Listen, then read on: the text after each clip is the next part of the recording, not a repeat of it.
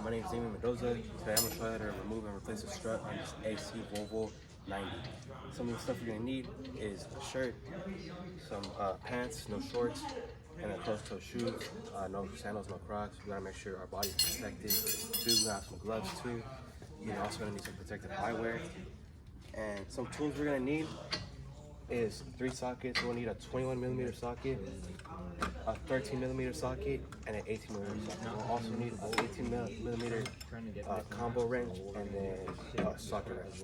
First things first, as always, you always want to make sure you find a secure lifting point when lifting up this car. So first we'll get our jack, lift up our car, and then place our jack stands to have in a secure lifting point to make sure it stays in place. And then after, you want to make sure the car is safely secured.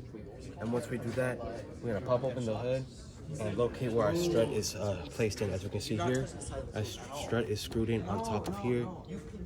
And yeah. After locating the strut on the top, next you want to go down under and find the screws that connect the strut and the brake. Next you want to do, simply get your 21mm socket, put it in place in here.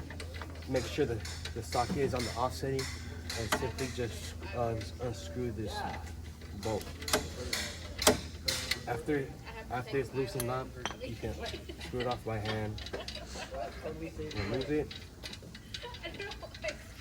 Move that, and make sure to remove this as well. After remove this, you also remove the one at the bottom the same way. After we remove both bolts from the plate that's connecting the brake and the strut, next you want to move to here and unscrew this. And once we remove the screw, work our way back up here and get our 13mm socket. Unscrew these 3 things here, but make sure not to remove them, because if we remove them, the strut may fall and cause a damage or injure somebody. After we remove the strut from its place, we'll make sure to take a good look at the strut. Make sure to check for any damages. If anything needs to be removed or replaced, and afterwards we'll go ahead and reinstall it. After we put our strut back into position, into these 3 holes, we'll make sure we're screwing all these first, and then put them back into place. After we put in our new strut, we'll have to angle it up with the brakes and press it and make sure it's all good and tight.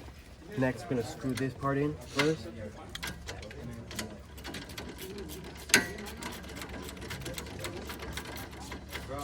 And after we screw that in, we'll make sure to get this, put it back into one of the 2 placeholders.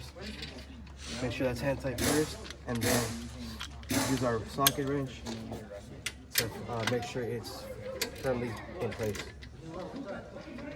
After we finish screwing everything in, you want to make sure everything is nice in place. You know, everything is tight from the bottom and up here. Once you see everything is good in place, we'll close the hood, lower the vehicle, and we'll give the car a test run just in case to see if we hear any noises that shouldn't be making any sounds. And after that, that's it.